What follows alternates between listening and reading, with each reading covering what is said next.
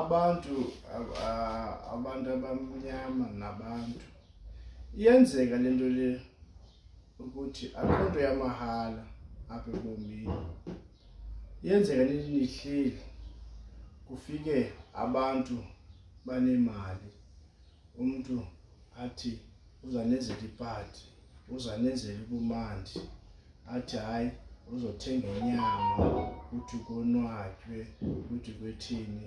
Amane lo mntu lo anithengela utywala, amane ethenga izinto ezimandi, athi makwenze ipati, athi hayi amaqokelela iifrenti zakho, ningabantu abanayisi nina, ukuthi nina makube mandi, kudliwe ipati, kudliwe amatywala. Mase lo mntu ekuthengela izinto ezi-expensive, akuthengele impahla, akuthengele zonke lezi zinto zimandi, mase kuzokulanda kokwenu uyakonwabise, nawe uqombe usikelelekile, nantsi iblessa iyeza. Kanti lo mntu ubone something kuwe, ubone ukuthi wena ngumntu lo unentlahla, ubonile ukuthi wena ngumntu lo onelakhi zakho. Maseke athi hayi masambe siye endaweni ethile, makusenze ipati, kubekho amantombazana, zothenga inyama, athenge noba inyama ye-30,000, athenge inyama noba ye-50,000, enze ipati ngokukhawuleza. Kanti lilonke lo mntu lo uyabona ukuthi nina ningabona abantu banelakhi, makubone ukuthi ungumntu onentlahla, athi kawuqokelela iitshomi zakho zonke nize apha kube mandi. Uyayazi nje uba wena unentlahla, nawe uneetshomi ezinentlahla, aspende noba yi-100,000 kube mandi. Kanti nina niyazi ukuthi nibona egqoke kahle, enemali, enentoni, kanti nyanga ngumntu mthakathi lo, qha wena uthi ungayiblessa. Uthi ngala maxesha uthetha ukuthi lo mntu lo yitya imali yam, mna zotya wena.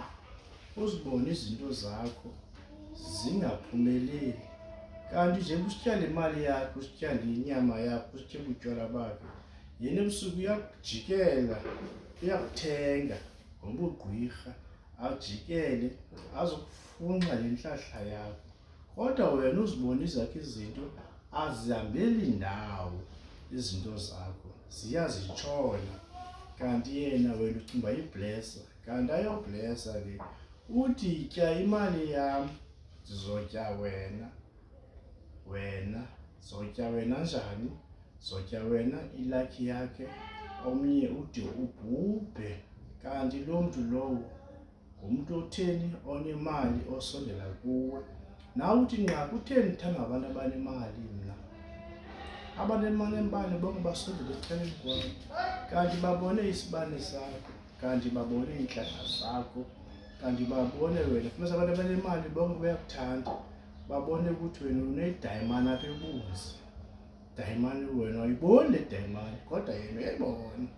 Wena ubutheni nqa kutheni uthandwa ngabantu, kanti wena ngumntu okhanyileyo, kanti wena ngumntu wesihlwele, kanti ngumntu wena ongenatyala, ngumntu wena oneentlahla zakho zendala.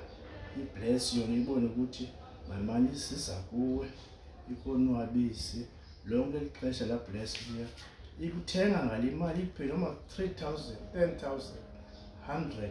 Wena ukuthi wena hayi ngumntu onengumoya engcwele. Lo mntu uza kufuna thina, omnye ade akubulale, omnye thina aqimba ugqibile ngawo, uzambamba yena abanye abantu. Thokozani.